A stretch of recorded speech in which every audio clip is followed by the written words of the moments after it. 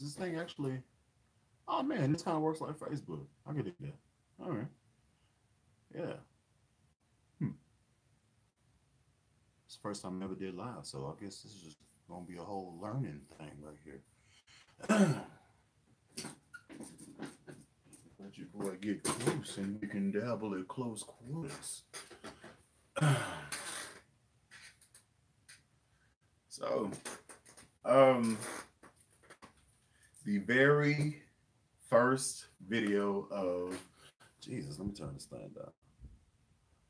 The very first video of the new series is now done.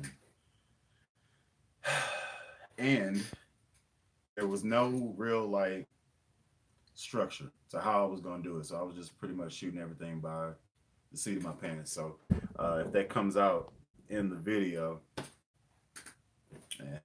But I like it. It was very hard for me to not just like just go off and stuff like that, try to stay on topic. But the very first video is done. Very first video. And I do want to say this for those that are watching. There are going to be chapters in these volumes. So it'll be the first video, and then that video will spawn other videos. So that's how I'm gonna rock it. This is so I can get y'all more content, and hopefully y'all dig it. If y'all don't, then I'll stop doing it. But the sub chapters is where I kind of like expand on what I talked about in the volume. So if y'all with that, cool. Appreciate it. I appreciate that, Michael. Thank you, man. I enjoy doing this, man. Y'all excuse the room. Got family in town. What's going on, bro? Byron, what's happening? Yeah, so volume one is done. It was fun doing. Did a few sub volumes. So I think how I'm gonna upload it is for sure it's gonna be every Monday. I'm gonna try to hold to my word on that. And then I think the sub volumes may come out like Wednesday and Friday. What's going on, Ben Rock? Big ups. Yeah. Um, yeah. Here's a question for you. If y'all have any questions I can answer. Oh man, my mom. Yo. Hey mama.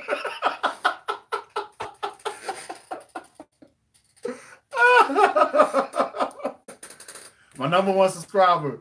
Man,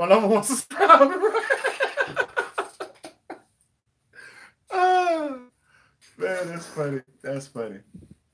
Yeah. So I'll keep this very church in here. Won't be using any profanity or doing anything unseemly. Whew. Just got hot. All right. Yeah. So video is done. The very first video is done, and I really didn't have anything to talk about, but I never went live. So I was just saying how this thing works out. Thank y'all for each and every one of y'all that watch my channel and stuff. I originally made this for my mama who's watching me, and it just so happened it took off to where other people just hopped on it. I know, Ben. I know, man. She changed the whole dynamic on this whole video, man.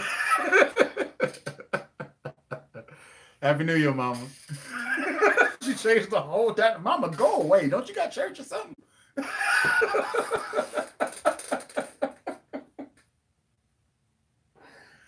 Oh man. Yeah. So that happens in life. Yeah. Y'all got any questions? Because I'm just kind of sitting here chilling, man. Yeah, man, but you don't know my family. We go to church every day. Michael, like, you don't know my family. We used to go to church like at least 5 or 6 times a week. For real. So you got like Sunday, then you got like Sunday morning, and then you got YPWW. What's going on? That's on Sunday evening, and then you got like Tuesday, what is it, Bible study, and then you got like Friday choir practice. Okay, Ma, I'll call you later. And then like Saturday you got Sunshine Band, and then we go back again to like pass out flyers for the like youth pass out flyers for the daycare that was at the church. Like I lived at church, man. Like that was my life. So me, I had to play something because if I was just sitting down in a pew, if I was by my if I was just sitting down in the pew, man, I'd be in so much mischief. Like, oh God. So me, I started on drums, started playing. I was like 6 or 5 or so, and then I started playing the bass when I was about 13 or 14 or whatever. Uh, I do not know if Lakeland Jensen is a man or woman, but I'm just gonna say thank you. I appreciate it. Trying to lose this weight. You say that until Michael. You say that until you got to be there for 2 hours of pop every day, bro. Every day. So I'm trying to do everything I possibly can to not go there. Like I'm playing. I can't run track, but I was out there. Okay, look at this. This has been the same size. Like I've been this way since like ninth grade. Like varying degrees of gut, but I've been huge forever. I'm doing all the sports. Okay, I was math elite, chess club, science club, doggone. I'm just trying to stay out of there, brother. I'm just trying to stay out. I was like, nah, ma, I got this meet I gotta go to. Can't go. We got Friday night football, mom. I don't know. I don't look. I'm gonna have to miss. I gotta miss. And the team needs me. Okay. I am a vital part of this. Okay.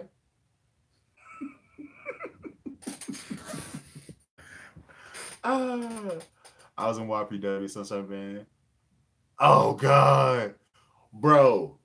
Oh, I'm just gonna assume here's something that I probably shouldn't say, but I'm gonna say Black church holds forever. Okay, and if you got a revival, you can go ahead and scratch getting it home before 12 o'clock. You can go ahead and scratch that whole thing. It's gonna start. It's gonna start at 7:30, but it's gonna start at 8. And it's gonna go to 12, and then the preacher gonna talk for an hour and a half with 15 minutes of screaming at the end. That's just the church I went to. I'm Church of God in Christ originally. Now I go to a Baptist church, but I'm Church of God in Christ. So all the licks and runs and stuff I do, that comes directly from Church of God in Christ. Actually, let's do that. Since I'm just sitting here chilling, whip out the old girl and run through some of the runs I'm talking about. So what's a normal run? Hey, what's going on, Jerry? Thank you. Appreciate it.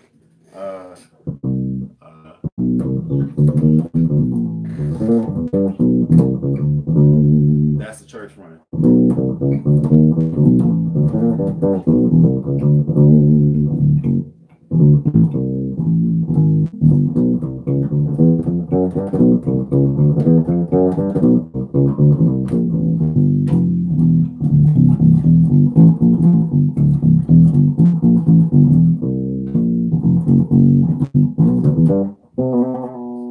It's been a while. But yeah, that's church. That's church. That's what I know. Now, you may be asking, if my whole life has been church, how did I hop into this Bootsy Collins funk slap situation? And it's very simple. I got uncles, and my uncles are all saved, but they still like music. So, me hanging around my uncles lended me to, open my mind up to like number one, Frankie Beverly and Mays, and then the Isley Brothers. Like that's they go-to cats. And then James Brown, and then that led me to Bootsy Collins, the bass player. And then once I hopped in that world, I think y'all got jokes. Hold up, let's see what y'all talking about here. All right. Okay, bass question. What? Okay, bass question. SXP and Jazz Bass are not on their site. Do you have another site recommendation? Correction, the good ones.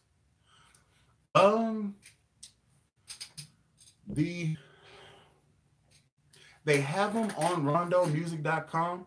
For whatever reason, they're sold out at the present moment. So you kind of got to periodically check to catch it. Right now, I know for sure they have a version of my.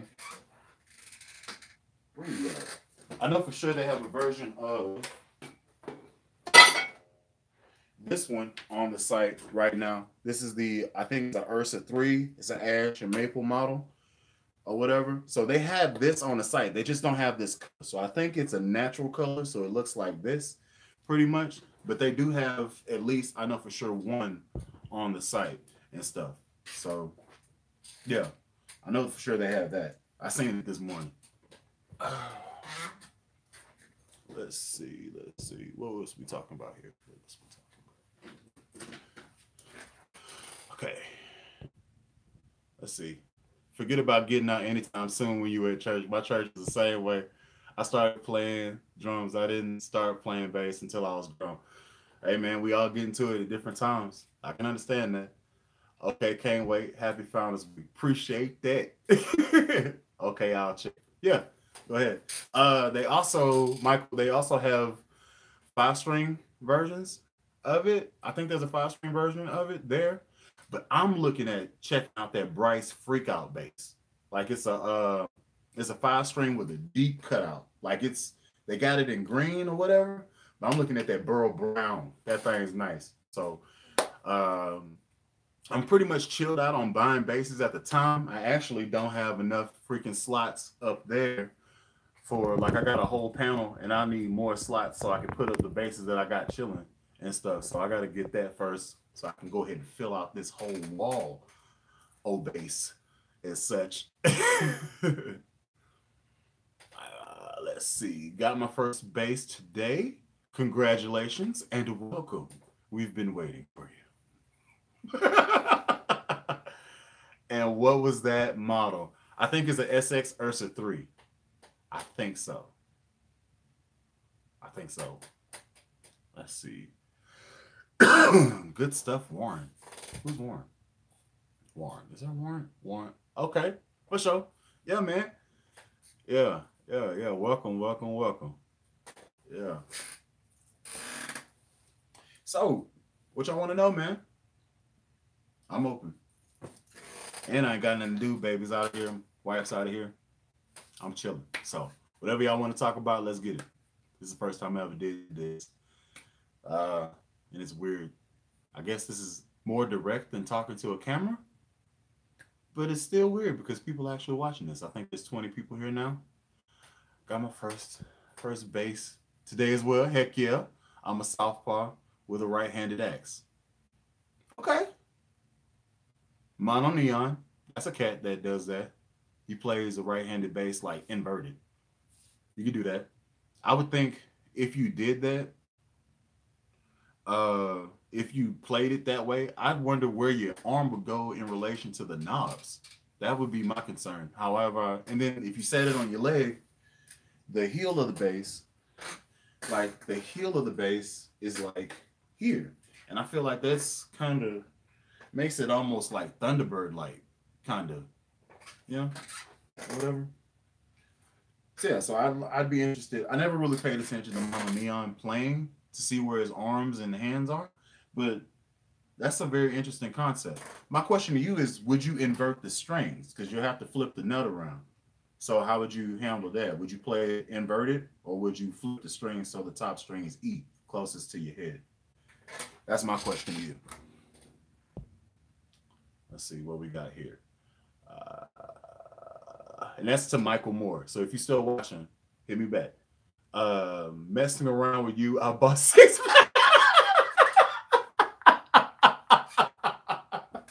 Yes.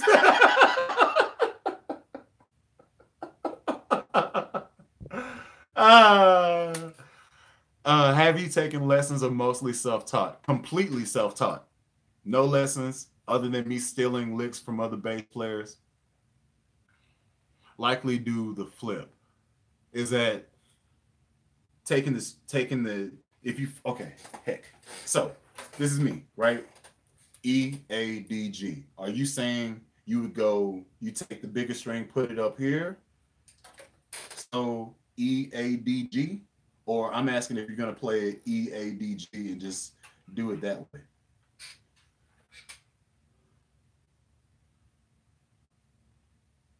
E string up top. All right, respect. Cool. Okay, so let's see. How you learn notes and finger position starting out. how did I learn notes? Considering the fact that I really like, if you say play A flat, it's gonna tell me like, yep, right here. I'm not that good with it. I go sound, so I just kind of. It's really weird. Now I don't even think about it. I hear a song play and I know where it's at. Like, but I've been doing it for a little bit over a decade, so it's kind of like muscle memory type deal. It's kind of like reading. Really, you see a word and you don't necessarily see the letter anymore. You see the word, and for me, I hear the sound and I know where it's at. It's weird. It's an intuitive thing. Um, but a lot of music is how I learned how to do it. And finger position starting out, that's a recent thing. Within the last 5 years, I actually started experimenting doing jazz type stuff, and the tone that I had closer to the bridge was vastly different than the tone that I had playing next to the neck. And only reason why I started doing that is because I bought a this gray one right here, which is the humbucker bass, and the pickup is closer to the bridge. So if you play over the pickup, because I put my thumb on the pickup, it's really bright, really twangy, really, it's a humbucker, right? And for some songs, I needed to be more laid back, more subdued. So even with my mid and treble turned all the way down on the active circuit, I was still too articulate. So I had to start moving my hand around to see where I can get kind of like a more of a P bass tone on that bass. So that's how I started getting into that whole thing. But that's kind of like bass knob type stuff. So it's not exactly something that you necessarily need to do. It's good for I got all y'all talking to me at the same time. Okay, E up top question. I answered that one. You've been playing in church. You learn a lot while playing in church. Very true. Very true. Very true. And from different MDs, music directors, they do different things. So swapping from church to church to church, you get different flavors that way. You need to look up Kelvin Wooten. He's been there for years. He produces. Okay. Okay. Cool. Is he related to Victor Wooten? Let's see. What's up, T Sticks? What's going on, man? We gotta collaborate, bro. I got this whole electronic drum set for you, baby. I got this whole situation waiting for you to dabble in. Just waiting on you. Phaedrus, what's going on, bro? All right. P bass is not loved enough. It's funkiness. True. It was thought to be suited for any Motown classic rock. Yeah. People prefer the J bass for more modern jazzy funk tone. What do you think? I think funk can be transferred through any medium at all. So if you give me a bass that doesn't even have anything but a piezo pickup with no humbuckers, no P bass, no jazz pickups, nothing like that, funk is a feeling and it's playing where it's required and dropping on the one. So as far as P bass being specifically not used for funk, I do funk on anything. People tell me you're not supposed to slap on a Rickenbacker, you're not supposed to slap on a violin bass. I got videos where I did both of those because I don't care. So that's just me though. I'm just that type of person. What do you think? That's my question to you. Not sure, but went to the same school, university. Okay. What's up, JR? I need to check out the X Factor bass by Kubiki. My main three basses are factors. All right. I'm up for it. This chair is getting on my nerves, so I'm about to swap this thing out.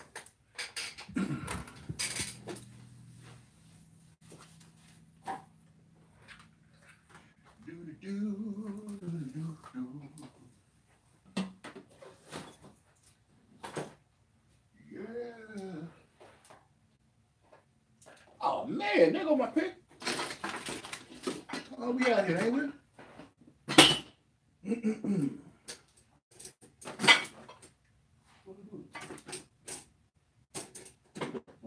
lost it again. Oh well. There it goes.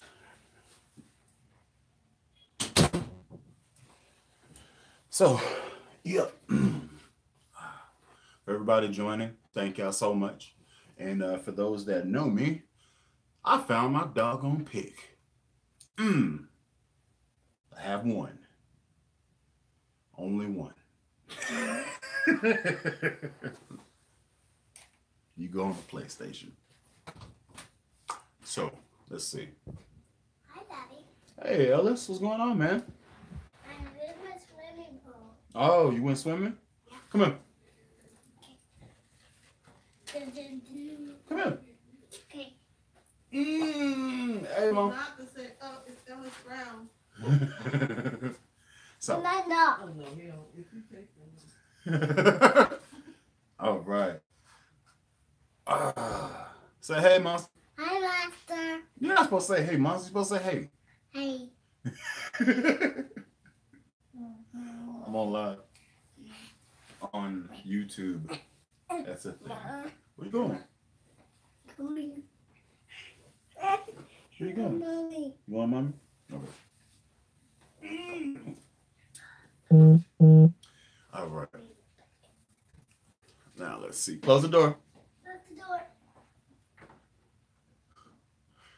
All right, so let's see. I only have a P base and I'm funking with as much as I can. The funk is on, my brother. Hey, look here, we out here.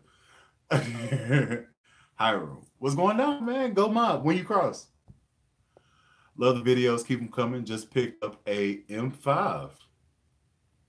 All right. All right. Yeah, man. Look like a drum key. My pick? My pick look like a drum key? Oh, snap.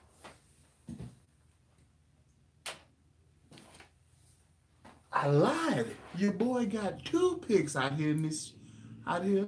Yeah, we out here. Okay. We are out here. Now, if only I had the skills to use them, my life would be good out here in these streets. Okay.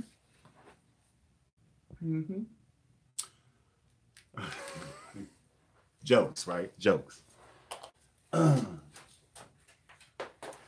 So, let's go with the questions, man. What y'all want to know?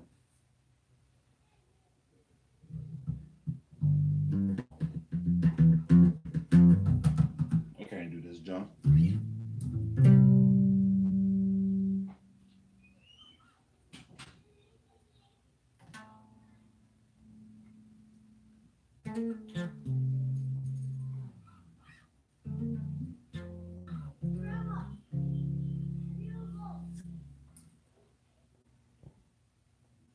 All right. How often do you change strings?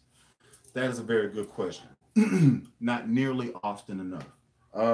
Generally, I try to change strings around every 3 months, but I got basses in here that I've had the strings on for almost a year now. Like for one of them, this bass here with the pink strings, I've had that on since last year around probably April or so. And the only reason why I haven't changed those strings are it's not completely dead yet, and I don't know what color I want to go with next on that bass. So I'm thinking green. I'm thinking green or orange for that bass. I'm also thinking I might go like either black or maybe like blue strings on this one. I don't know. What y'all think? No. It goes missing. Let's find out what it's go. Yes, man. Bro, I feel that way about tuners too. I bought like 5 or 6 tuners, man, and I can only like find one at a time at all times. It's the life of a bass player, dog. Life of a bass player. Let's see what we're talking about here. Vin Rock. How do you get started soloing?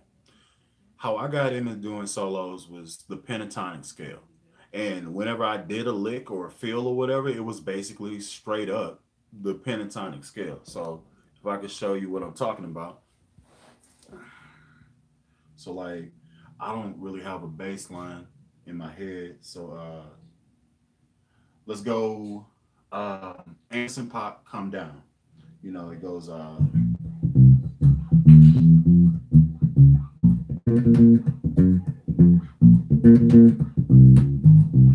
right.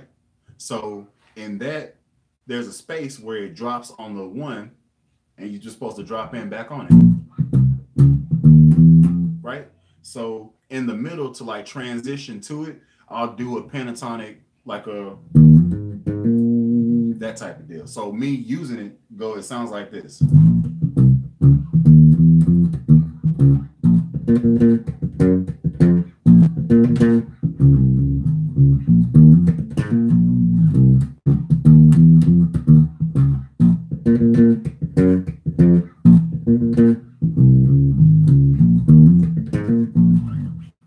That type of deal.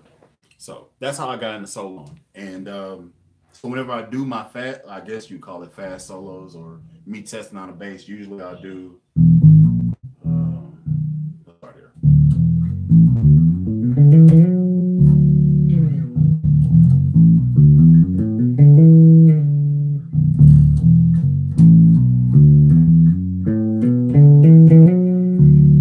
But you play it fast, and it sounds kind of cool.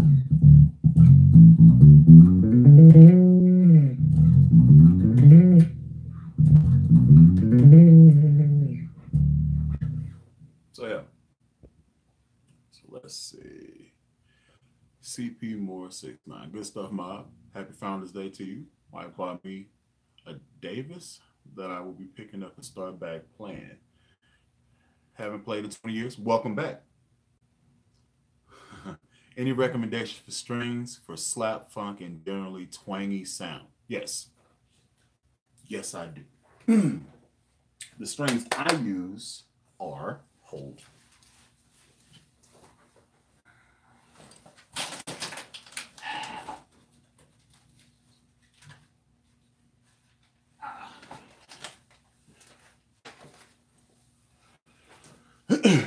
Okay, so my number one go-to,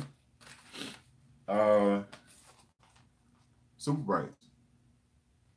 And then this is probably going to go on this M2, which is this bass here, because for the bass sounds good, but it sounds so much sweeter whenever they got a first set of strings on that bad boy. Woo, Lord.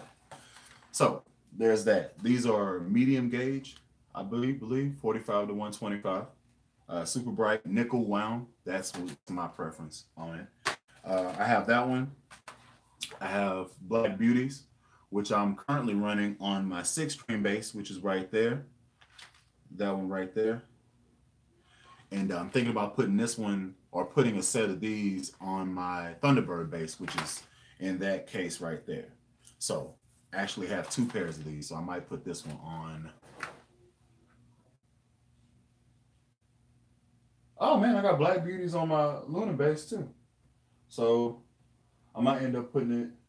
I don't know. We'll find out. I might buy another bass and then put it on there. Who knows? I don't know. And then lastly, if I want light gauge strings, I end up putting these Warwick joints. I got these for cheap. They were like $9. I was like, yeah, I'm gonna grab about 4 or 5 of these. And the gauges are 40 to 100 and stuff. So I got them. But my go-tos are Dunlop, Super Brights, and the Black Beauties. I love them. Like the Black Beauties last a long time. Not as long as Elixirs, but they don't cost like $60 like Elixir strings do. So they serve the purpose. So there's that. Those are my go-to strings. Let's see where we at.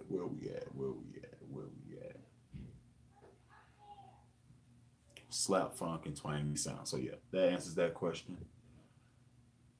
Thanks, Mob. Appreciate that. Do you still have the Blackbird? Thunderbird?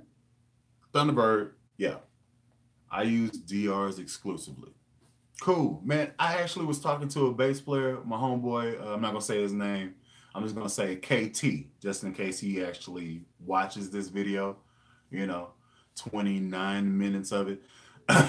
So I'm talking with KT, real cool, laid back dude. And he's sold completely on high beams. Like I've never played with them. I've never rocked with what they call lowriders or any of those type things. Anytime I like the only strings I've played were of course Ernie Ball slinkies because that's all I knew. I didn't know anything as far as bass strings go, so I just got, this is the guy that gave me the bass, had a pack of these in there, so I'm just gonna put these on the bass, which was my first one. So that's all I used. Then I moved on to um, the Diodarios, the Super Brights, and I was rocking with those for a minute, and then had a friend give me my first set of Black Beauties, and I was like, man, these are, man, and it stayed bright for longer than the Ernie Balls. I was like, oh yeah, this may be the way to go. But coated strings are more expensive. So in the long run, does it really matter? You know? So uh I then swapped over to Dunlop because I actually have a few packs of Dunlop Super Brights coming in now that I caught on deal for like $18 for a 5-string set. So I bought like 5 of those. I have those coming in next week. I hopped on those because they're really, really bright and they're fairly cheap for how I'm using them. So if I play them on, 1 gig, I've already bought that string set. So that's how I look at it. Any bass I buy, I plan on using it for a particular purpose. So like this one, this was supposed to be my answer to the Music Man, and it does the job. It's the 2 humbuckers. The preamp is ridiculous on it, but it's just I figured out that it was an aesthetic thing. So am I ever gonna buy the Music Man? I'm gonna say no. Not while I have this. Now, if I get rid of this for whatever reason, then that might be on the table. And just so you know, these little inlays that you see there did not come with the bass. Those are actually stickers that I thought was dope. So I just put them on there. Actually fresh. So I actually have another set of stickers that are fleur de lis, and I haven't figured out what bass I'm gonna put those on yet. So if you got a idea and you know the basses I have, I was actually thinking about putting Skull and Crossbones on my Thunderbird bass. I'm not sure.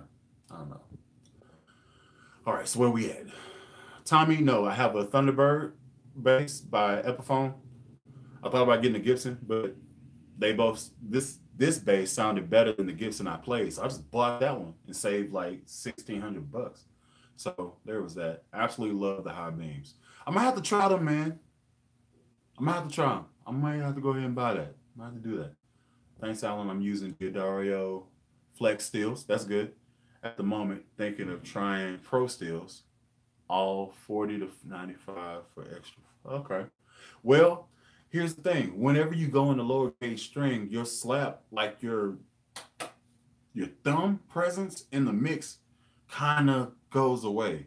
So you get the flexibility of being able to move strings real easy, but you kind of lose some of the tonality. So be careful. I don't know if you have tried the 40 to 95 yet, but I won't go any lower than 100 on my E string. That's just me though.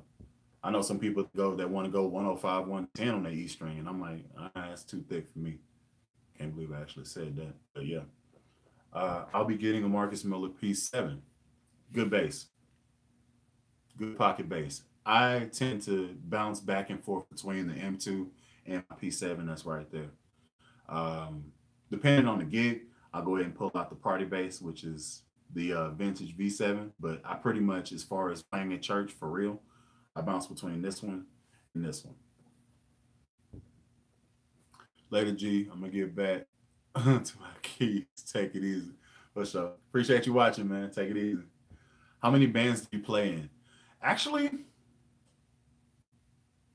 exclusively 2, my church, and then I do Cypher 120 on Thursday nights. So I guess you can call the band, Written calls the band Good People, because we're good people. And the band members in that is, you got a drummer, got a keyboard player, you got me, and then we have a violinist. which is a crazy dynamic for kind of like a hip hop R&B groove type of situation. It's kind of interesting. If y'all want some videos from Cypher 120, y'all let me know because I stopped recording it because it seemed like nobody really cared. But I can go ahead and post some videos so you can get an idea of the vibe. And if y'all want like gig type stuff like that, let me know and I'll actually start recording that type of content so that y'all can have it. Y'all can, groove, see me, see what we do, or see me in the mix grooving with other people, doing that type of deal.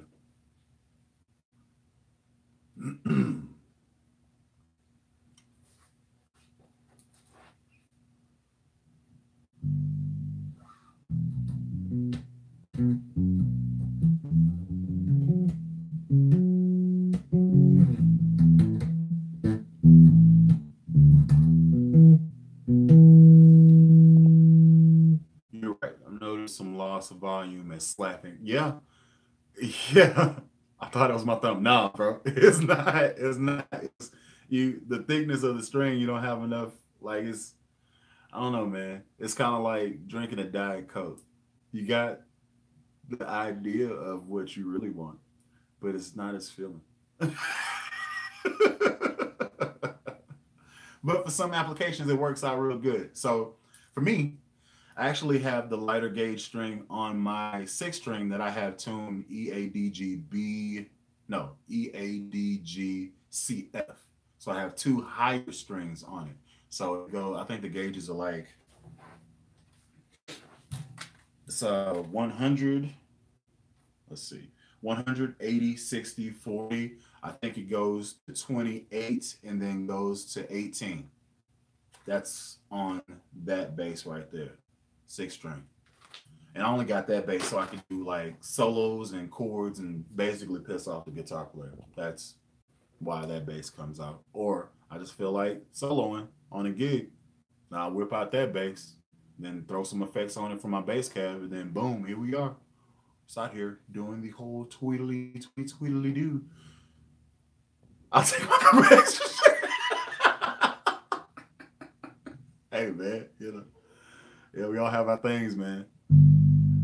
More of a Pepsi guy myself. I dabble in the Mountain Dew, you dig me?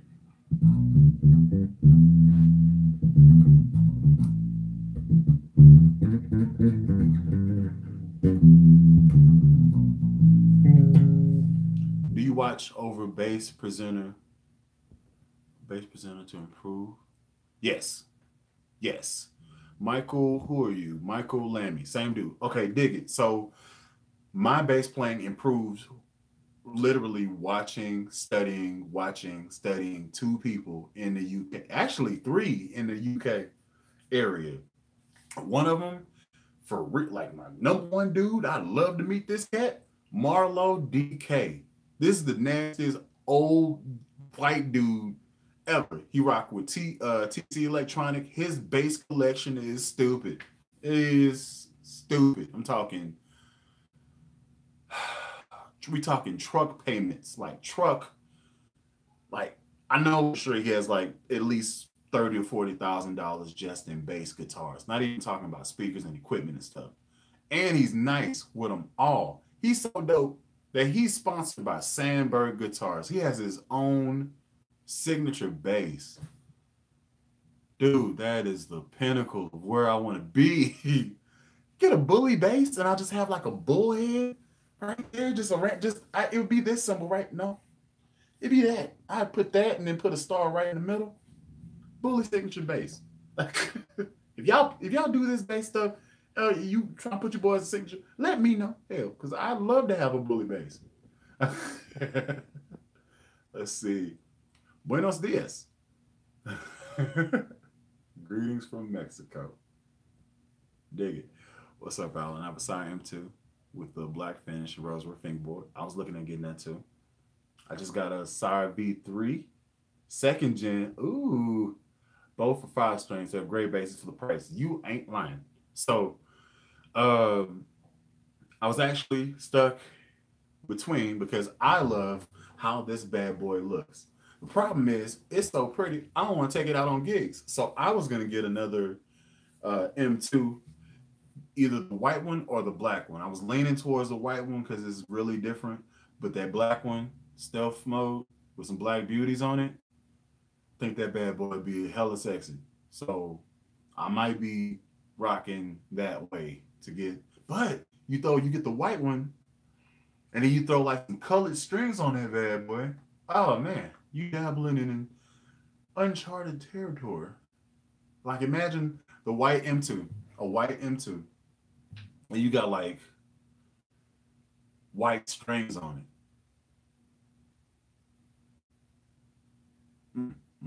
My God, today. Mm. So whenever, hopefully they come out with a different color besides this in the M2, then I'll be dabbling in that. Let's see. And the V3 is, it's, if I didn't have that bass right there, if I didn't have that, I would have bought two. I said three, two. I would have bought two. maybe my hand was telling the truth that my mind tried to lie about. I'd buy two. Let's see. Man, that is I dig that. No, I've never played a Lakeland. I have never played a Lakeland. Unfortunately, they don't have those where I am. And that's not something I'm gonna just hop out there and try to buy and see what's good with it. Waving a hand from Cali. Recent subscriber, I dig the content. I appreciate you, man. What's the weather like out there? I got the white M2. Oh, then you. Okay. You got a first generation V7 tobacco. I had the V7 tobacco too. That was the first sire bass that I ever bought. And ended up stripping out the Allen key where you like adjust the neck or whatever. So I got rid of it because it was bowing and I couldn't fix it and I couldn't take it. So I sold it. I sold it off, and then I ended up buying this vintage V7 first, and then I got the P7. Then I got this. Actually had an M3 in there somewhere. I think it was red. I didn't like that because it was red, but I had to get it because I needed it. So for whatever reason, I needed it at the time. Whenever I bought that red M3, I wanted the 5-string version. So if I would have just not bought it and just waited for this, I'd have been way happier. But, you know, you live and you learn. So there's that. All right. Yup. I have a white M2 as well. Had it for about 3 weeks. It's great right out of the box. Yeah, it's really crazy. Like they're hella cheap and they're good quality basses. And they talk about like, yeah, it's a good bass, but you can't gig with it. Are you stepping on your guitar? Like I don't get it.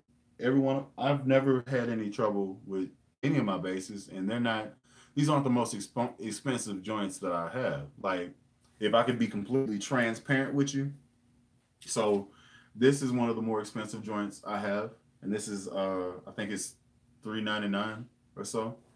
That bass was $80-something. That bass was $199. Rondo Music. This bass was $159, $169. That bass was $199. That bass was $249. That one was the second more expensive. I think that one was like $499 at the time. And then prices went up. So I bought that right before prices went up. So that was $499. This one was $499 as well. What is that one? That bass was given to me. And then this bass, my wife bought for 99 bucks. This bass was $169 on Rondo Music before the price went up. And I have another SS bass that's over there, a PJ, that was red, and that one cost me $129 or $139 and stuff. So all my meat and potatoes comes from modifying basses. That's what I was into like a year ago, 2 years ago. I'm still into it, but I don't do it as much now. Now I'm into like funking and playing content, that type of stuff. So actually, realistically, I have to go in and do some surgery on this bad boy. So these are the stock. This is pretty much everything stock. Only thing I'm going to change about this is I have noiseless pickups that I originally took out of here so that I could pass this bass to somebody else. I recently got it back, so I'm gonna go ahead and throw the noiseless pickups back in it, and I might hit up out there to get another preamp just to make it active. I don't really want to, really, so I might just swap in the pickups, call it good. That's probably what I'm gonna end up doing because this is a nice standard bass. It's hefty, it's pretty. I'm a Sigma. It's blue and white. That's perfect for me. If it was a 5-string, it'd be that much better. But Roundup Music don't sell them. But when they do, I will buy one. It's gonna happen. Make it thus. Let's see. Right out of the box. Okay, so is that new row one? Who do you think wrote the best funky bass line? Mm.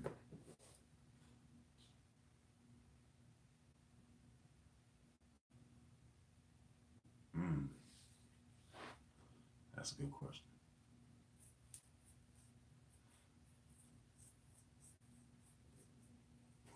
I'm gonna say Larry Graham. I would lean towards Bootsy Collins, but hit more dropping on the one type soul groove.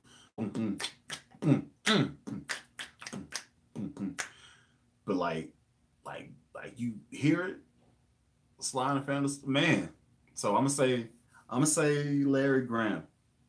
Reluctantly, I'm gonna say Larry Graham, and then I'd have to go. That's hard, man. Cause like disco tracks as far as funk goes, it was killing, man. But the number one that comes up is Larry Graham for me. So let's go with that one. Let's see. 65 and sunny. Doggone it, it's like 30 some degrees and raining outside here. Uh Generic amp EQ settings for funk. Scoop, flat, or some other configuration. Mm. So here's the thing. Did you ask for funk or for flat? For funk. For funk, I would go if you're going from 0 to 10 on each dial, I would go bass probably at about 6. I go mids probably at about 4, and then treble right around 6 or 7. So kind of scoop. For a slap, depends on how extreme you're trying to go. If you're trying to go Marcus Miller bass on 10, treble on 10, mid on 0. Real. Now, if you have a 4 type EQ with a low mid and a high mid, bass and treble, you can set it up this way. And the EQ will kind of look like this. So I put bass on 6. I put low mid on like 7 or 8. I put high mid like maybe 4, and then treble probably around 6. It'll look like that in a band type of deal. That's just me though. Sorry, anyone say it's cool. Larry Graham, yeah, good choice. Yeah, yeah, man. Most expensive bass I have is an Ibanez SDGR Premium. It's kind of heavy, but it sounds banging. Man, Ibanez gets such a bad rap, dog. They get such a bad rap. Like, they give you boutique quality for a reasonable price. Now, we ain't talking Marcus Miller reasonable price, but if I had to choose a bass out of the Ibanez line, not taken away from all these beautiful finishes and burrow maple top, beech nut, quilted northern top, shell, whatever, I would go 505 or 506. Mahogany body, brown Bartolini pickups, Bartolini preamp. Can't beat it. I own one. I own the 6-string. I have no idea why I got rid of it. No clue. Shouldn't have did it. But I got rid of it. And I love that bass. I don't even know why I got rid of it. I have no idea. It was probably to buy Marcus Miller, really. I think that is, like, I wanted the money to use towards buying this Marcus Miller. I think that's what ended up happening. My first Marcus Miller. So, dang. I might buy it again for my birthday. Because I actually like that bass. Like, I like it a lot. I do have this Ibanez here, Talman 310 with the sparkle green joint. And then my very first bass right here, the Roadstar 2 Ibanez as well. So I like the line. They dope. Like they nice. Um, let's see. It's 45 here and sunny, but very cold at night in the morning. Where you at, Scotty? I have two Ibanez's, bass 4055 string, and a six string 506. Man, the six string 506 though, so nectar. Like you put some elixirs on it. Like that's all I had on that bass. Elixirs.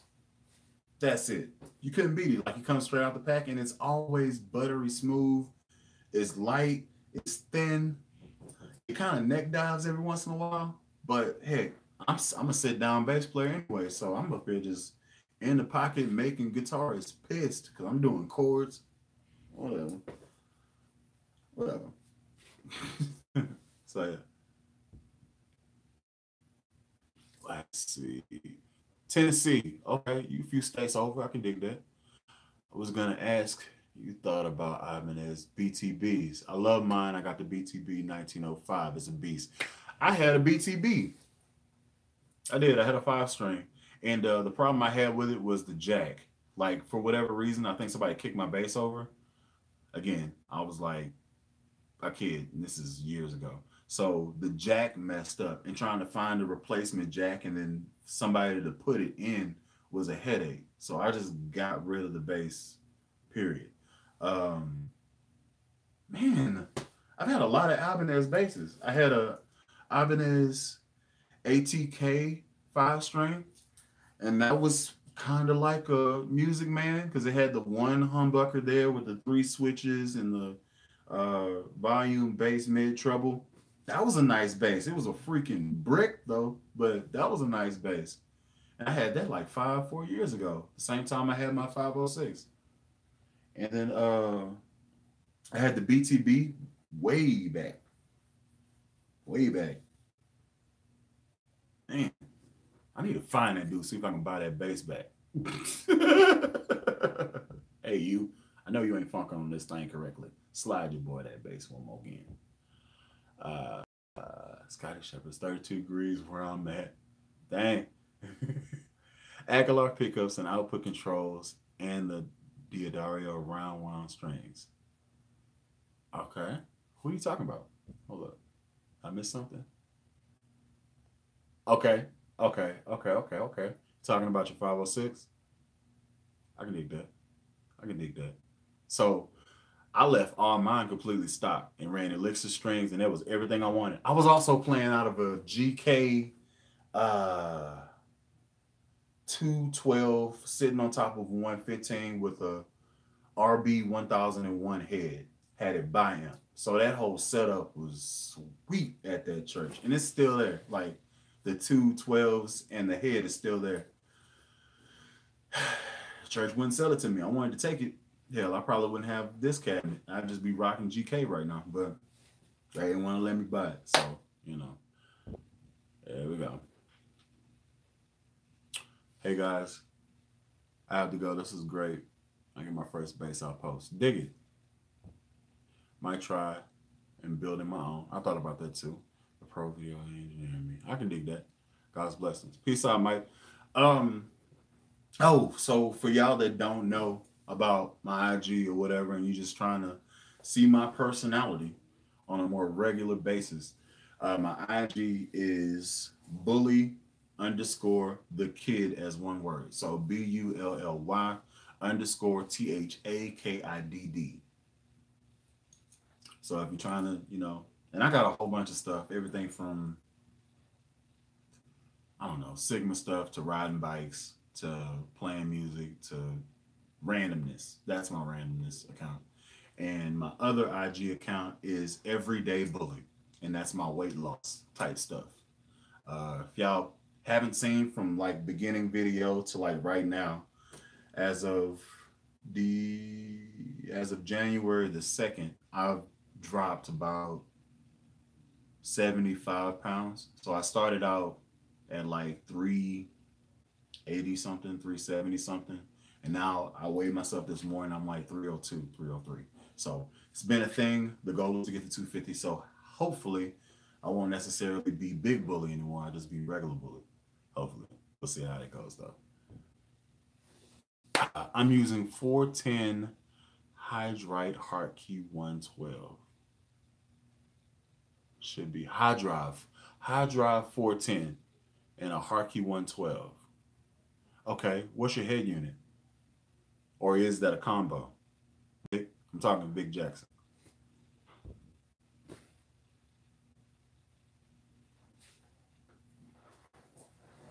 Oh, thank you, Scotty. It's been a it's been a grind, but you know, I've never been small, so I'd like to do that once in life. So yeah. TC Electronic 1000 watt. Okay. Is it the Rebel head? Or is it what type of TC Electronic is it? Like what's the name of the actual head? Oh man, that's my TC. I actually got a TC Electronic head too. Mm. It's chilling right now. BH250. It's a nice little standard thing. It's a little beat up though.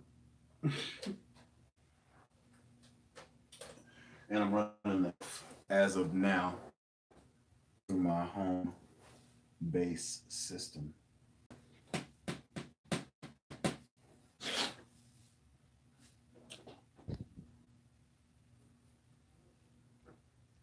Oh, I did want to say this.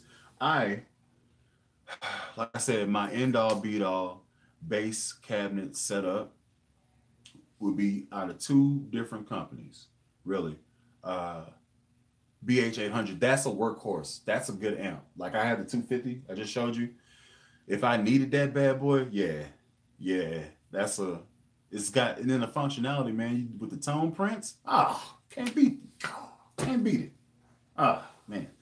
But yeah, my end all beat all setup, if I had the opportunity to work with these companies, would be my dream.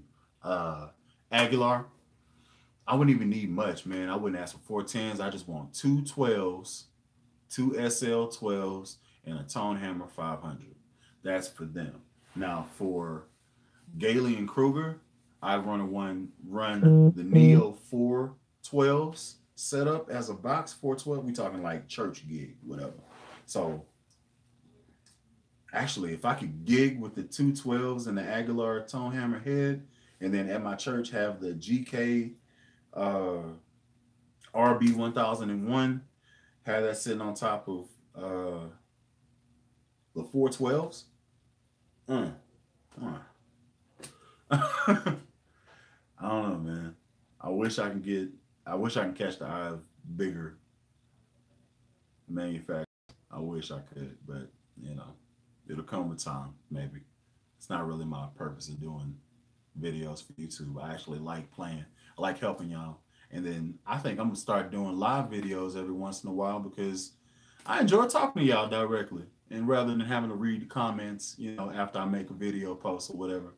So I know I ventured way off subject. The whole thing was supposed to be about volume 1 being completed, volume 1 being done. It is done. I recorded it already with sub volumes under it, and I'll be dropping those on Monday. I'll be dropping that one on Monday, and then probably Wednesday, probably Friday to lead you to volume 2. That type of deal. We're gonna go that way. So we almost at an hour. Y'all got anything you want to say? I'm not sure. I'm just checking. Yeah, tone prints. Big tone prints. Oh, man. And the only reason why I don't miss using this amp, because this used to be my go-to with the Beast, my 1015 bass cabinet. Only reason why I don't miss that is because my Rumble Stage 800 has like 100 different presets and a foot switch, so I can jump back between and like mess with it on my phone. So the functionality is a little bit more extensive than the TC. So I ended up just rocking with the studio, the Stage 800. It'd be awesome to see in your band's jam live. Peace out. Cool. So I'll record some stuff. For y'all and just drop it randomly. See if y'all dig it.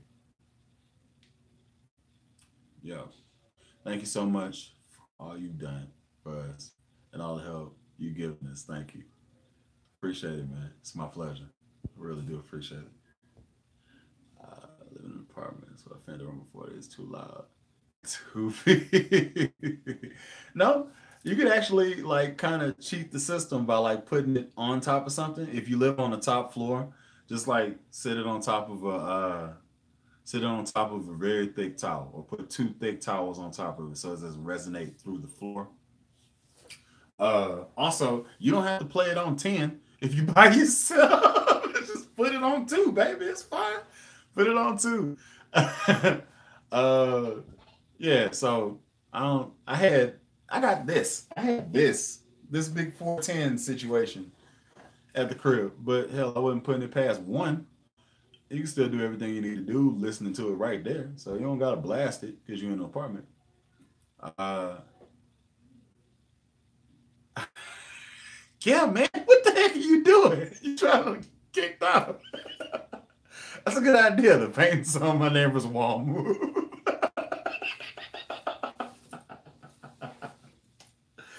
You definitely need to play it on 1.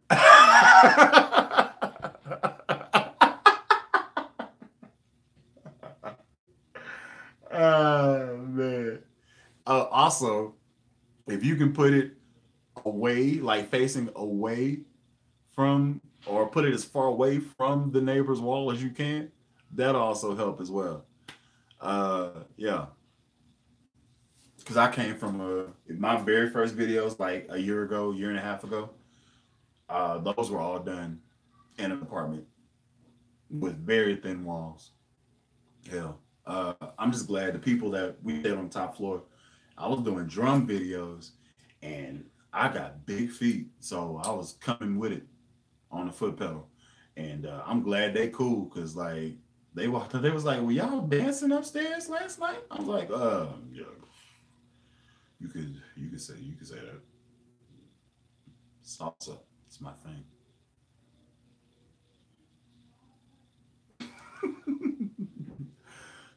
Hey man, have you ever played an Ibanez walnut bass? No, I have not. It's an interesting concept. Sounds delicious as well. Let's see. I started as a drummer and can't can't play my acoustic set anymore. I started as a drummer and I can't play my acoustic set anymore.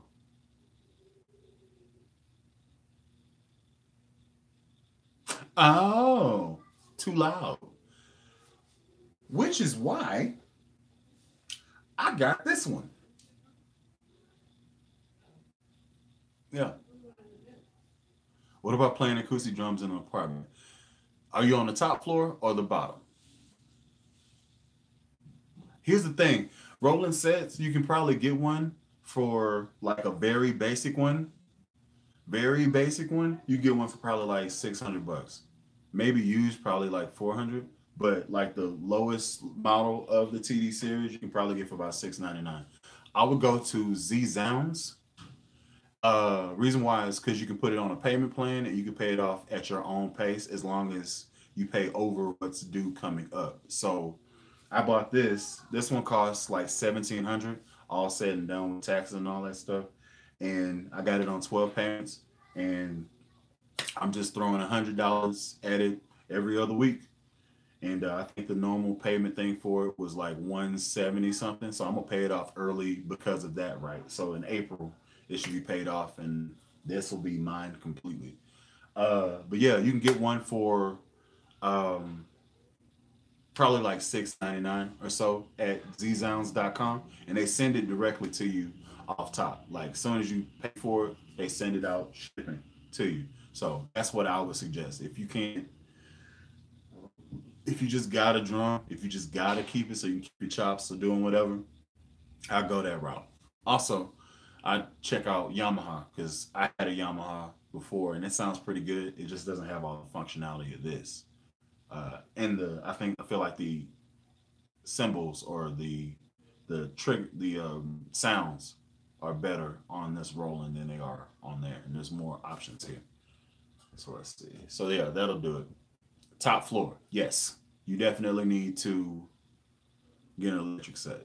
Say that acoustic for your gigs. How hard would it be to do a live stream at your church or other bands live? Not really. Heck, I'm doing it now. So I just set it up, turn it on, rock it that way. You know what?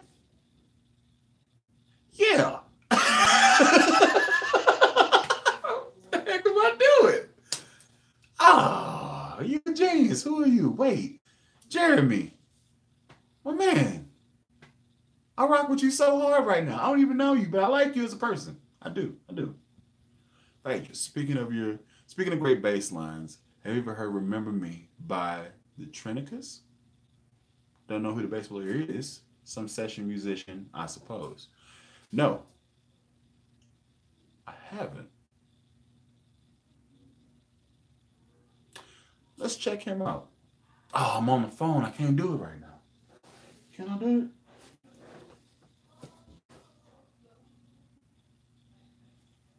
I'm definitely gonna check that out. I'm gonna check that out. It's not right now. I don't have my tablet to look it up and do that. So yes, yes, Mr. Big Guy the Third. I have regretted selling a bass. What's up, Michael B?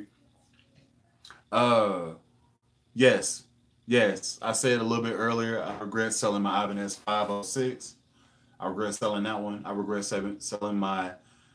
I had a Schecter Stiletto Studio 6 string that was given to me, and that one was actually. I guess I didn't sell that one. That one was actually stolen. So like somebody jacked me like out of my house. Like my bass, you left all the equipment and you just jacked my bass. It was that fine and you just took. I was salty. Don't worry about it. But yeah, I sold my Ibanez SR 506. I regret that. I also regret selling my BTB. I actually need to find that dude, see if I can buy that bass back if he still has it. If he still has it and I can buy it back, yes. I don't know why I would need it, but for sentimental reasons, yes. Yes. Okay, let's see. Yeah.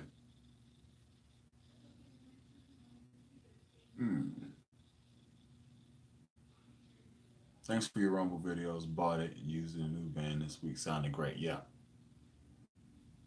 You are welcome. I enjoy doing them. What's up, fam? Got my guitar ordered. What'd you get? And I hope it's a bass and not a guitar because, you know, we don't necessarily look down on guitar players in this world, but we don't look up to them.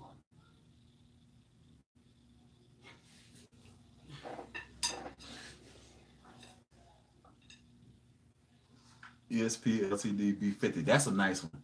I actually thought about getting that one too. I got to the point now where I got so many. I've been blessed to have so many options here that I can't justify buying them, even if they are like holy grail bases. Except for this one. This one was basically a steal. I bought that base for like $249, and that's like if you look online now, that's $499 for that base. So I was like, $250, take it. Take it. And I bought it brand new too. So I was like, yeah, you can go ahead and slide your boy that. Let me get a case to fit that too. Appreciate you. Let's see what we talking about, what we dabbling with here. Who is your favorite bass player?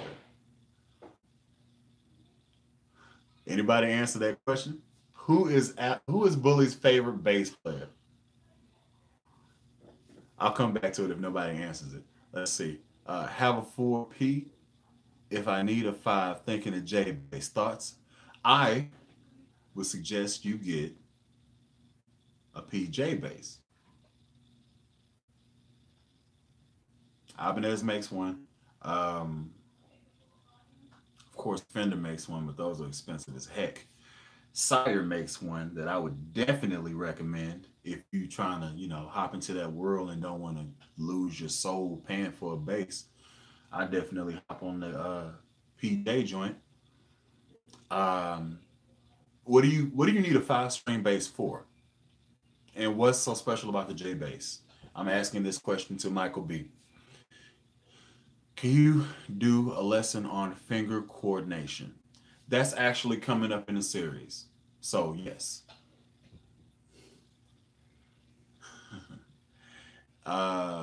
Is that raw wood base a Luna? Is that raw wood base a Luna? Yes. Yes, it is. It's a Luna tattoo. And I didn't actually post the video where I took this one and actually upgraded it and stuff.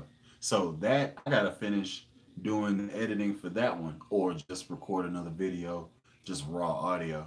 But the one that I recorded has the direct audio, so you can like really hear the differences between the two bases. So I should go ahead and put that out, but I think I might do that like later, just drop it later or whatever. So let's see. What other music genres do you like? So, I'm gonna say, for me, liking funk music so much, I really don't listen to it that often. More times than not, I'm listening to pretty much hip hop, or if I'm like working out and I'm doing like heavyweight, it's pretty much like heavy metal. So like my favorite bands, at least right now, uh, number one is Lamb of God. That's number one. Number two will probably be I like System of a Down. Rock with them a lot. They kind of get me going too. Of course, Rage Against the Machine, right? Um, if I'm really getting in there and I really want people to scream at me, I'll go Oceanu, I'll go Whitechapel. Sometimes I'll go Bubblegum, do Attack Attack. I'm all over the place, man. I just don't talk about it. Let's see. Cover band. Last player claimed them as important. Okay. Uh okay. What are you really getting in a 5 string bass? You're really getting 5 notes pretty much. So you take this top string off, right? You then now with the extra added string, you now have 1, 2, 3, 4, 5 notes extra that you can venture into without playing the scale and stuff like that. So is it necessary? No. Is it more convenient to play a 5 string? Yes. So can you do everything you need to do with a 4 string bass? Absolutely. But having this added bonus of a thicker string to get lower notes is an added bonus or whatever. So it's all really relative to what your preference is, what type of music you're playing. Let's see. What do you think of Joe Dart? I do not know who that is. I have some research I have to do, and then I might be able to tell you that. Thinking Jay to cover more sounds. I would suggest you PJ because that's going to literally cover everything. If you need an old school sound, roll it to the P. If you want slap and tight stuff, put it between both. Boost treble, boost mid. You can pretty much do whatever the heck you need to do. That's what I would suggest. But you are more than welcome to do whatever you want to. Show money, show preference, whatever. Rock, pop, little country. Yeah, P-Bass, PJ. Yes. Rock and pop? Yes. Yes. Jay, you kind of are limited in what you can do as far as, you know, I guess it's not totally right, but I feel like you're limited in tonal variation with a J bass. Like it lends itself towards more aggressive, percussive type stuff. So you can't really, that's just me though. So that's just my opinion. Let's see. Hello, I'm from India. What's going on? Paul J. Hey, what's going on, man? Ah, man, look, I got my trace right here, baby. Yeah, man. How's the Trace Elliott up going? Still liking it? Yes. Yes. This is my go-to if I'm playing out of it. I do it through the 410s, and it's so fat. It's great, man. I enjoy it a lot.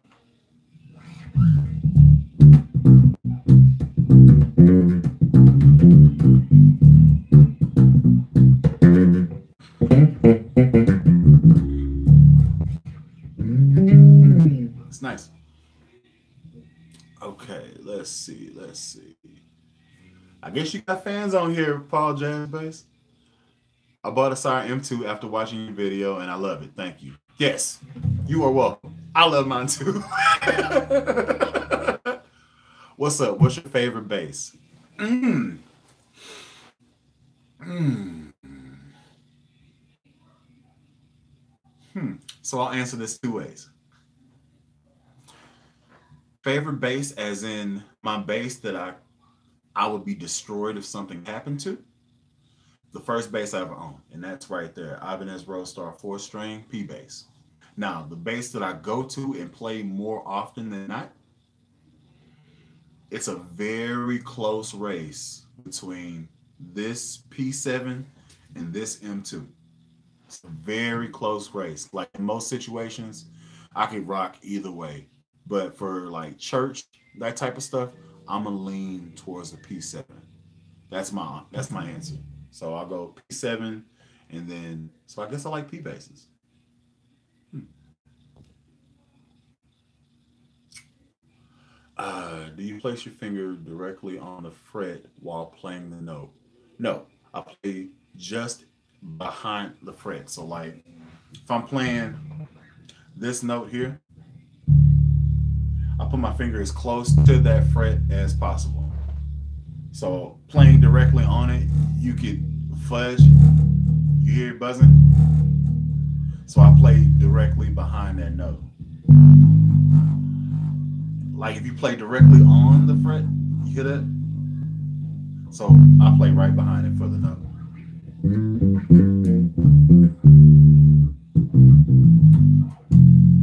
And you doing the finger placement stuff, that comes with time, man. That comes with time.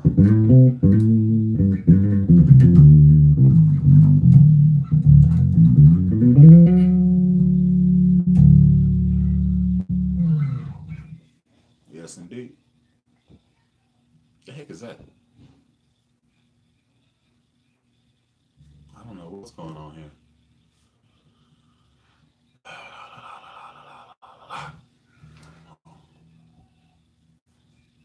All right. Y'all got any questions? Anything?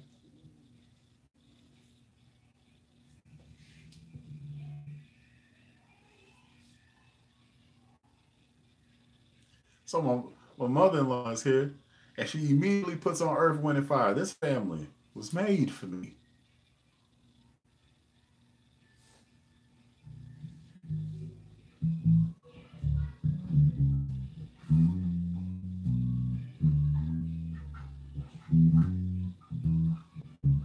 I need to learn that song.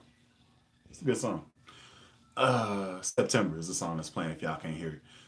Hey man, love what you do on this channel. Have you ever used a high C on your 5 strings? Thinking about setting mine up EADGC. Not a fan of the low B. Okay. Okay. So to answer your question, yes. Actually, I took it a step further. On this bass right here, I have it tuned EADGCF. So yeah, I have done it, and I use that for basically soloing. And I'm a fan of the B because I like low end. But I mean, we play bass, so it's a low end thing. But you know, I wanted to learn chords, to learn how to put chords and do stuff like that. So I strung it this way so I could practice doing chords and that type of stuff. My hands are too big for a lead guitar, obviously why the acoustic and that lead is collecting dust, but that's neither here nor there. So I kind of got that type of deal with this bass here.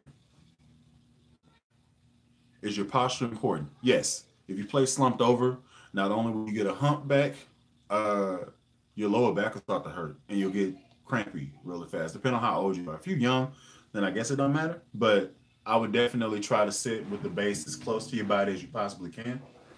And if you can, don't just be hunched over. Try to keep your posture up. If you can, keep your shoulders back.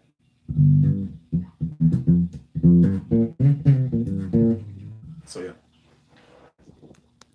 Let's bring it down here. See what we're talking about.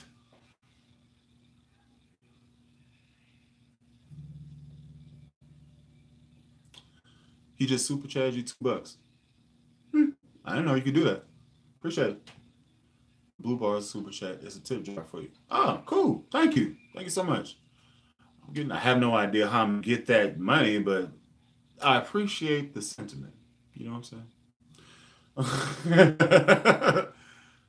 La la la la la. I'm getting into chords and stuff myself, which is why I wanted to change it up. Thanks for responding. Oh, no problem, man. This is what I do it for. If y'all like this, I can actually do this more often. If because I didn't know that like this was just me sitting at home and I just noticed there was a live thing. I was like, what the heck's going on here? So I pressed it, set it up, and then boom, here we are, an hour and 20 minutes later. And I'm talking to people real time. That's dope. This whole thing is cool to me. So if y'all want to keep on doing this, or y'all want to do this every so often, we can set up a time and I can do this. Like I don't really make me no never mind. Uh let's see. I seen that one. I wish I could play bass guitar like Jeff Healy played his guitar. Okay. If you want to do it that way, then what you need to do is number one, you'll never sound like him. You like it has a lot to do with his equipment, his hands, and how he's attacking the string. So you'll never be exactly like the person you dream about being. Only thing you could do is try to take the techniques and use them to create your own sound because everybody's hands is different. Not everybody has these freaking mittens. You know what I'm saying?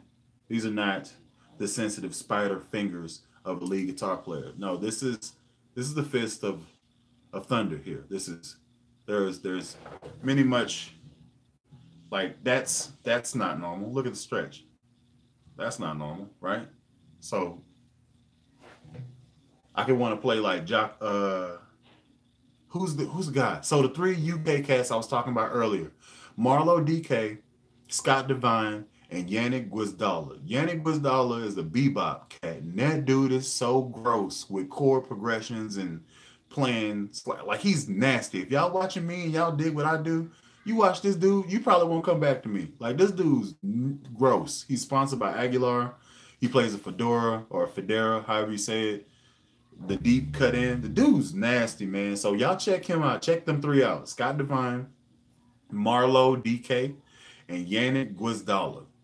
Like he's gross. Also check out Adam Nitty or in Adam Neely. I think both of those are bass players. But Adam Neely, the guy from like up north, I think he's. I want to say he does the School of Music. He does like Juilliard or whatever the big Berkeley. I think he's a Berkeley professor or so. Check them cats out. Like they real nice. I watch them whenever I'm like trying to get inspiration or learning note theory because I'm still learning this stuff too. Okay. Let's see. Copy. Yeah, that would be great if you could do that. Scotty, what are you talking about? Hold on. I'm lucky enough to work from home and I watch a lot of live lessons like this. So I would be tuning in for sure when you're able to do it. If you do it anymore. Okay. Apple takes a cut, Google takes a cut, then you take a cut from Google. Make sure you set up an account with Google. Okay. Appreciate it. Your opinion on Cliff Burton. I don't know a lot of these bass players y'all are talking about. Where are they coming from? Like what bands are they playing? Or if I know them, I don't know them specifically. Please do it more, bro. I'm from T.I. Know your drummer would like to meet you. Where's T.I.? Know your drummer would like to meet you. Your link, your shed? Oh, to link up with you in shed? Okay. What kind of looper pedals are you using? Vic Johnson, I'm using a Ditto looper at the present moment, and there's also a looper on my Fender Rumble Stage 800. Neely's from New York. Yes. He went to Berkeley. That dude's gross. Nasty. Gross. Like he's technically gross. Like reads music gross. Like I'm not there remotely at all. You put me in a live setting and say, hey, catch the groove. We about to get funky out here. I'm your dude. But if you put some sheet music in front of me and say, hey, you got 30 minutes, I'm going to walk away. I'm going to walk out. It's like, can you play it? If you can play it, I'll pick it up. But yeah, I'm not finna. No, I'm straight. I'm straight. What about James Eager at eBass Guitar? No clue. I'm not out there like that, man. I had no idea I wasn't out there like that. Set up a vote using YouTube social media posts for live video. Okay. Great if you keep doing these kinds of videos. Okay. 25 people watching, 16 likes. Smash the like button, everybody. I appreciate it. He's one of my biggest influences. First 3 months. Oh, okay. I feel bad because I didn't know that. Okay. Where's DA, Mario? Zach Roach is mine too. But I play guitar though. Cliff Iron Maiden. Okay, I respect that. Cool Abbott did a little. Love it. Okay. I actually got the wrong one. I should have got the one where I could like save the loops and put them on the computer. But this Ditto looper I have back here was like $59. This little bad boy. It was like $59. So I was like, you know what? Go ahead, snatch that. I also use this wah pedal from time to time, and this is a lead guitar wah pedal. I used to have a funk envelope filter by MXR. I think somebody either stole it or I either misplaced it somewhere in the house, but I don't know where the heck that thing is now. But I have a funk filter on my bass amp, so I don't really miss it too much. Play like guitar all the time. Okay. That grows true. Okay, the Burton's from Metallica. What pedals do you have? Okay. Hey, I'm a beginner here. You can explain what's the difference between a passive and an active bass? Okay. Can you explain what's the difference between a passive and an active bass? Yes. Do that right now. Turn you off. I actually need to get out of here so I can go to the gym. So this might be one of the last things I actually talk about. This is an active bass. This is a Sire M2. It's active because it has a battery-powered circuit to where you can control all the different forms of EQ with bass, mid, treble, frequency, that type of stuff. It needs the batteries to push the sound of the bass, so it actually amplifies the signal coming out of the lead. The passive bass, which I'm going to show you here, does not have a battery on it on the back side, and it does not have EQ shaping. What this has instead is volume for this pickup and volume for this pickup, and then an overall tighten tone or brightness for both pickups. So you don't have the ability to shape bass, mid, and treble, scoop, and add and cut, boost and cut the bass, mid, and treble. That's not a part of the circuit. So generally, passive basses generally are cheaper than active basses, generally, unless we're talking like boutique basses and most Fenders and stuff. But then you're paying for name and wood rather than paying for the electronics of the bass. So I hope that actually kind of answers your question. I actually have that whole thing in volumes coming up. So let's see. I love this part of the small live streams. You can actually talk to people here. Yeah. And yeah, Paul, long story short, one has a battery, the other one doesn't. This one will piss you off if the battery dies. The other one, you never have to worry about it. Yeah. I've been known to get cutthroat and just take batteries out of microphones because I don't play that out here in these streets. Oh, you got a wireless mic? Let me get that 9-volt out you.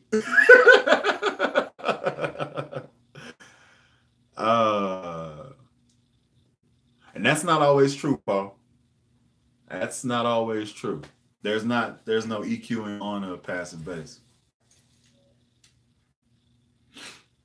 At least most. There are some boutiques, some one-offs, but there's for the most part. Because you need some type of power source from an electrician standpoint. You need some type of power source to add in and take out those frequencies. So that's right, technically, but not completely right. Okay, my bad. We're both here. Huh? We're both here Tulsa is T, and I play drums also. Holla at Rick and maybe we can link up. We'd love that. Do you know me, Mario?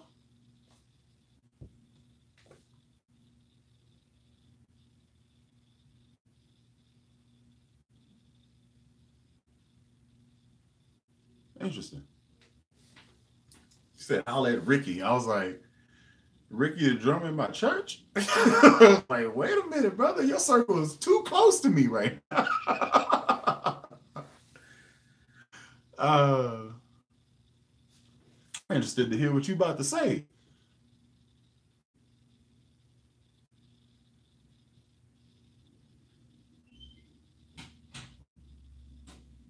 Although I'm not against linking up to play because, you know, I like playing.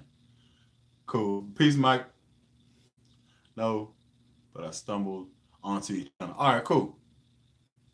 Okay, cool. For sure. Well, people, I'm going to go ahead and end this video. And I think you got your first stalker. No, bro, I don't. I had some lady. I was about to end the video. I got to tell y'all this story. Dig this. So, about a year ago, whenever I first started this doggone channel, a lady found my video from Facebook, found out where I was playing. It was, if you're from, I'll tell you, I don't really care. If you run up on me, we can have a good time or we can have a bad time. So I invite all. She found me from a Facebook video at a venue called the Yeti. They're now closed. She found out where the place was. I think she lived in Oklahoma City or whatever. And she just popped up and she literally started the conversation by, I finally found you. I've been looking for you for 3 weeks. That's how she walked up and started the conversation. So I was like, okay, how can I help you? She's like, nothing. I subscribe to your channel. I'm a fan. And I was like, from YouTube? And she's like, yeah. I was like, cool. How did you go about doing this? And then she told me all the stalkerish story. I guess you can call her a stalker. She was really nice. Real cool chick. And yeah, we ended up chopping it up. It was fine. But yeah, it was out of left field. I was just sitting there with I had like a Sailor Jerry and pineapple, and I'm just sitting there watching the game, and then boop. Hey. So it's not the first one, but you know, people are people. You know, I ain't really tripping on it. Let's see. Where we at? Stumble on your channel. Think I got your first stocking up. Yeah, that's what I'm talking about. Okay, cool. Mario Washington. I asked Ricky. Okay, before you go, play a cheeky lick. It's been good. Time to practice things. Play a cheeky lick. Really, thanks again for educating me on the SX bass back in the day. I own like 4 or 5 of them now. Yep, and they all cost under $1,000. You're welcome. Appreciate you watching. Cheeky lick. Cheeky lick. Let's see. Should probably plug in the dang bass. That'd be nice. Let's see. Plug you in. Cheeky lick. Cheeky lick. I don't know.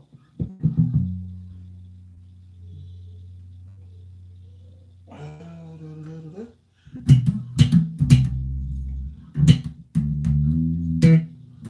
don't know what to play. And we can go that way.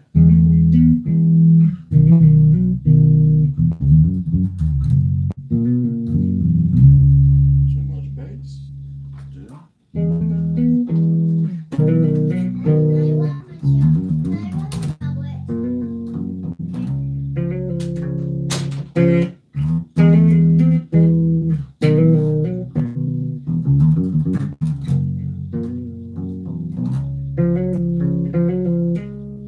there you go.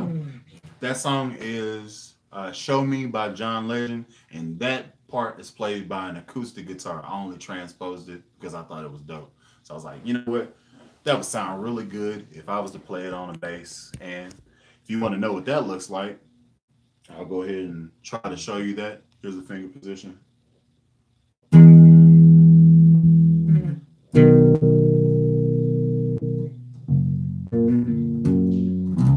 So basically, your root notes are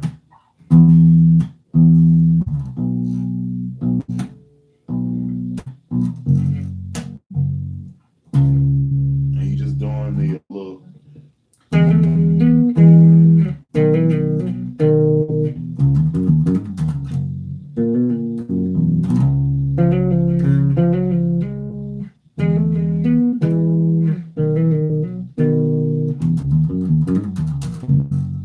which is just a pentatonic.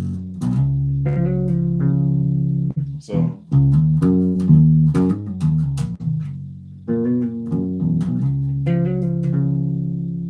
yeah, cheeky lick, boom.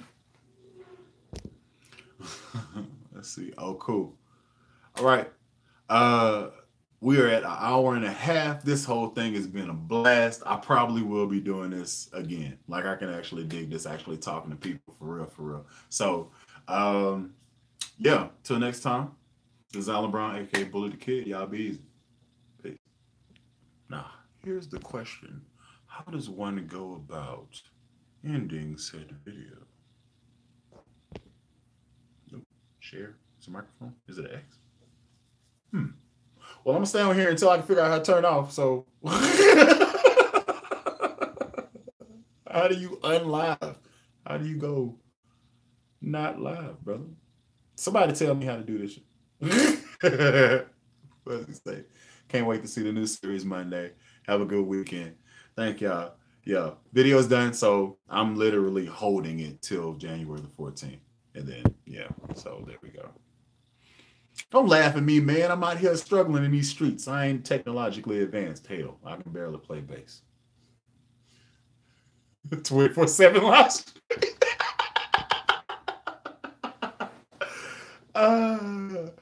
Shoot. Create public posts. What? Jesus. Why is it so complicated out here?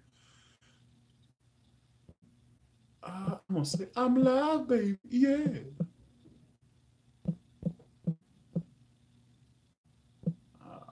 Can't do this.